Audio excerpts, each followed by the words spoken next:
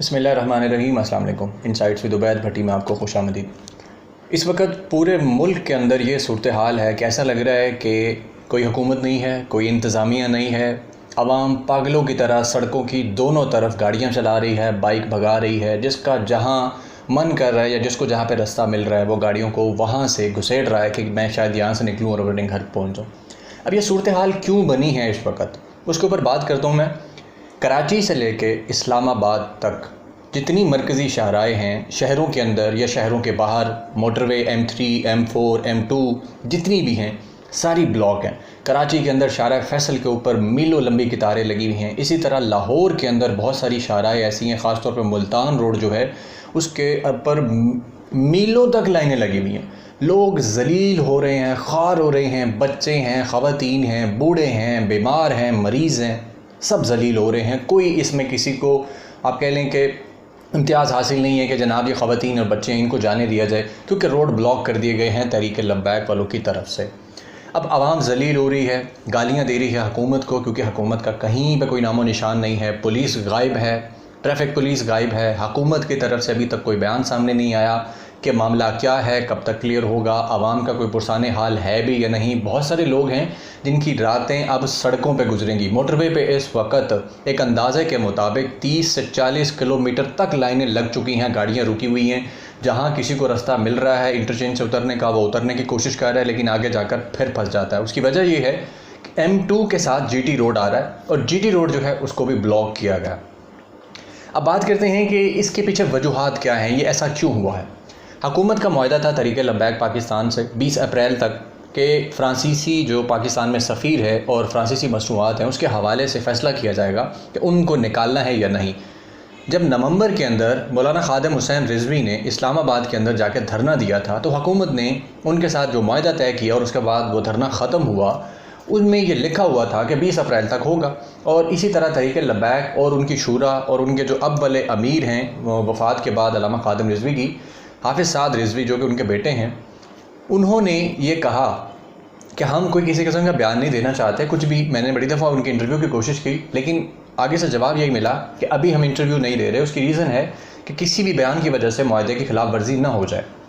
अब जब 20 अप्रैल करीब आने वाली थी, हुकूमत ने अपनी तरफ से तो ये बात सामने आई, एक ख़बर आई थी कि हुकूमत ने जो वज़ीर मजहबी उमूर हैं पीर नूरुल हक कादरी, उनके साथ और दीगर वज़रा जो थे उनके साथ बैठ के वज़ीर आज़म इमरान ख़ान ने यह बात की है कि आप करारदाद को मूव करने के हवाले से इक़दाम करें। लेकिन उसके बाद कोई ख़बर ना आई। 12 अप्रैल आ गई, 20 अप्रैल, 8 दिन बाकी हैं।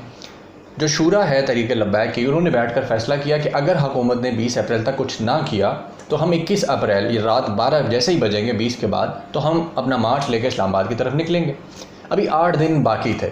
ख़बर आई दोपहर 2 बजे के करीब कि हाफिज़ साद हुसैन रिजवी को एक जनाजे से वापसी पर हुकूमत ने या पुलिस ने गिरफ़्तार कर लिया। जैसे ही ये ख़बर सोशल मीडिया पर तो खैर इस तरह से नहीं आई, सोशल मीडिया पे आई, लोगों ने अपने व्हाट्सएप में, और जिस तरह फिर उनके कारकुनान जज्बाती हैं उन्होंने फ़ौरी जो मैसेजेस किए, व्हाट्सएप पे स्टेटस लगाए और लोगों को पैगाम दिए कि फ़ौरी इकट्ठे हो जाएं, सड़कों पे निकलें, ब्लॉक कर दें, रोक दें सब कुछ। तो उसके बाद ये सूरत हाल पूरे मुल्क में बन गई। घंटों के अंदर, चंद घंटे यानी 2 से 3 घंटों के अंदर लाहौर शहर के मरकज़ी रोड्स बंद कर दिए गए थे।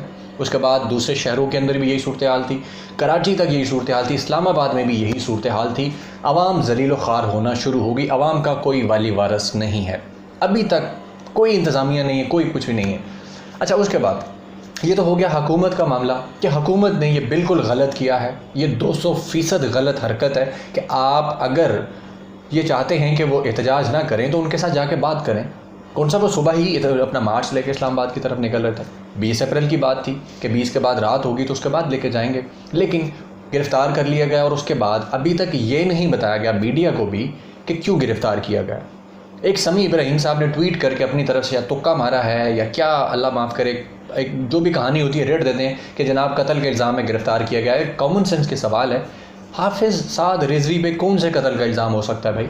कौन सा कत्ल है? वो डॉन थोड़ी ना है कि मतलब वो किसी को क्या जाके कत्ल करो तो उसने कत्ल कर दिया तो कत्ल के इल्ज़ाम में उठा लिया गया। तो एमें बाज़ारी कहानियाँ घड़ के मार्केट में फेंक देते हैं ताकि लोगों की तवज्जो जो है वो उस तरफ चली जाए।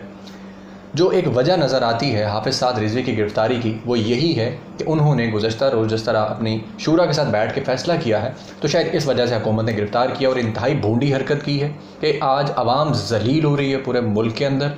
लोगों को घर पहुंचने का रास्ता नहीं मिल रहा, दफ्तरों में गए लोग घर वापस नहीं पहुंच पा रहे, घंटों सड़कों पे ज़लील हो रहे हैं, ख़ार हो रहे हैं, गर्मी है, बच्चे हैं, बूढ़े हैं और तो और। इस वक्त मुल्क में कोरोना की शदीद तरीन जो सूरत हाल है, मतलब बदतरीन सूरत हाल है।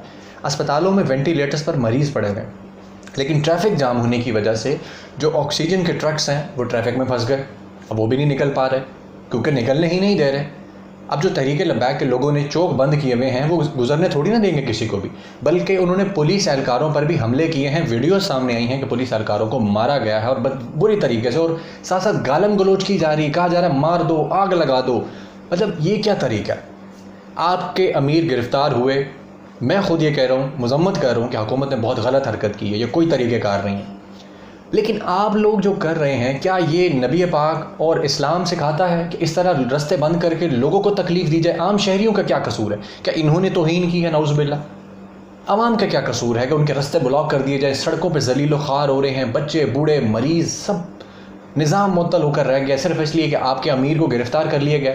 आपको अगर धरना देना ही है तो आप जाएं उस थाने के बाहर जहां पे उनको रखा गया, आप जाएं आईजी ऑफिस, आप जाएं डीसी ऑफिस, कमिश्नर ऑफिस, वज़ीर आला ऑफिस, हर शहर में जो डीसी ऑफिस है, डीपीओ ऑफिस है, वहां जाके घिराव करें, वहां पे जाके धरना दें ताकि हुकूमत को भी पता लगे, इदारों को भी पता लगे।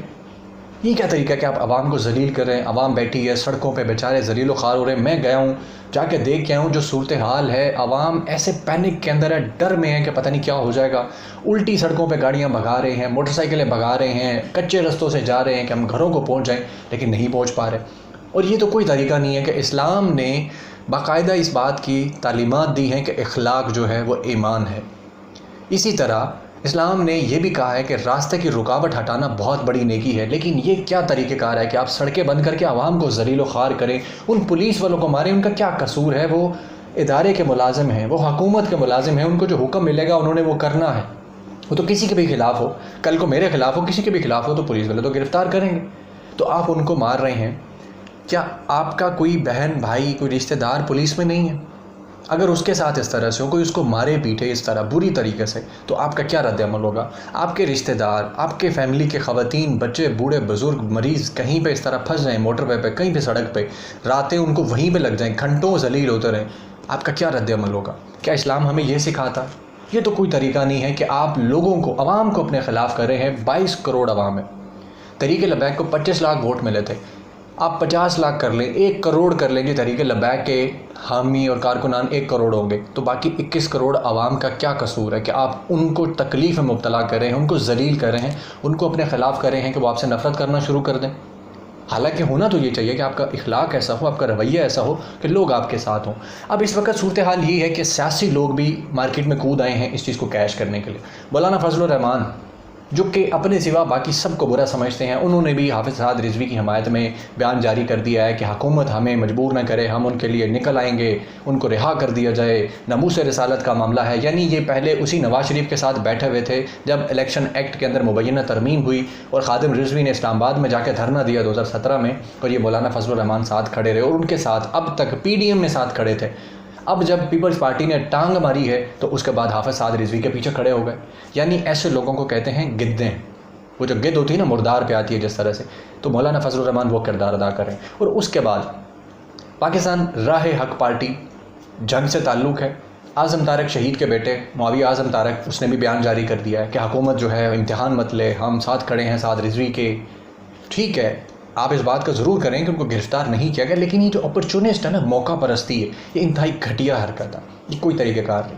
अब 13 अप्रैल बरोज़ मंगल को पाकिस्तान में एक नया आवाम के लिए मसला आ रहा है, और वह ये है कि तहरीक लब्बैक ने नेशन वाइड पूरे मुल्क के अंदर एहतजाज की कॉल दे दी है और उसके बाद हड़ताल की कॉल दे दी है। यानी पूरा मुल्क बंद होगा, पूरे मुल्क के अंदर सड़कें बंद होंगी और जो आवाम ऑलरेडी सड़कों के ऊपर फंसी हुई है, मोटरवेज़ के ऊपर है, जीटी रोड के ऊपर है, दूसरी सड़कों पे है, एक शहर से दूसरे शहर जा रही है, वो बेचारी वहीं पर जलील ख्वार होगी। उनका कोई वाली वारिस नहीं होगा। अगर वो गलती से गुजरने की कोशिश भी करेंगे कहीं पर जो ब्लॉकेड है, जो रास्ता ब्लॉक किया गया है, तो तहरीक लबैक के लोग डंडे बरसाएंगे, पत्थर बरसाएंगे, उनको मारेंगे। और बाद में अगर इदारे इनको आके मारें पीटेंगे तो फिर एक नया तमाशा शुरू हो जाएगा। खुदा का खौफ करें, खुदा का खौफ कीजिए प्लीज़। इस आवाम का कोई कसूर नहीं है, इनको जलील मत करें। ये हुकूमत की नाअहली है, नाकामी है। हुकूमत के ख़िलाफ़ जाके कुछ कीजिए। जाएँ CM ऑफ़िस के बाहर, जाएँ इस्लामाबाद प्राइम मिनिस्टर ऑफ़िस के बाहर, ये जितने भी बाकी सरकारी इदारे हैं, IG ऑफ़िस है, DC ऑफ़िस है, कमिश्नर ऑफ़िस है, वहाँ जाएँ, घेराव कीजिए। जिन्होंने उठाया है उनके सामने जाके कीजिए। इस आवाम को जलील मत कीजिए।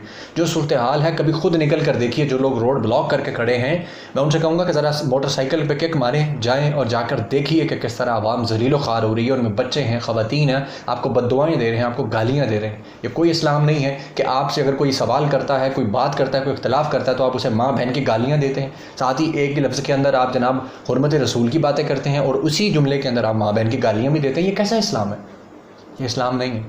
आप लोगों के दिलों में नफ़रत डाल रहे हो। जो आप करने जा रहे हैं ये लोगों के दिलों में आपके बारे में मज़ीद नफ़रत पैदा करेगा। ये इंतहा पसंदी पाकिस्तान के हक़ में बिल्कुल भी नहीं है।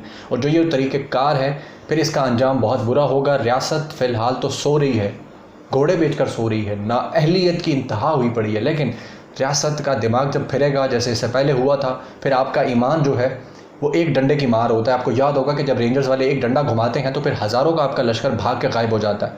इस्लामाबाद से हज़ार रुपए लेके किराए घर लेके घर को आ जाता है। तो इतना सा ईमान है। ये जज्बाती लोंडे जो इकट्ठे हुए हुए हैं सारे, ख़ास तौर पे यही जज्बाती हैं जो कहते हैं आग लगा दो, माँ बहन की गालियाँ निकालते हैं। ये संजीदा लोगों को भी बदनाम कर रहे हैं। वो लोग जिनके मुँह पर दाढ़ियाँ हैं, जो वाकई दीनदार हैं, नेक हैं, जिनके नीयत नेक है, जिनके रवैये अच्छे हैं, तहरीक लबैक के, उन लोगों को भी ये नौजवान बदनाम कर रहे हैं, जो गालम गलोच कर रहे हैं, लोगों को जलील कर रहे हैं, लोगों को तकलीफ़ दें। नाज़रीन, अब तक इतना ही। कल जो भी अपडेट होगी मैं इंशाल्लाह फिर से आपके सामने रखूँगा। अल्लाह हाफ़िज़।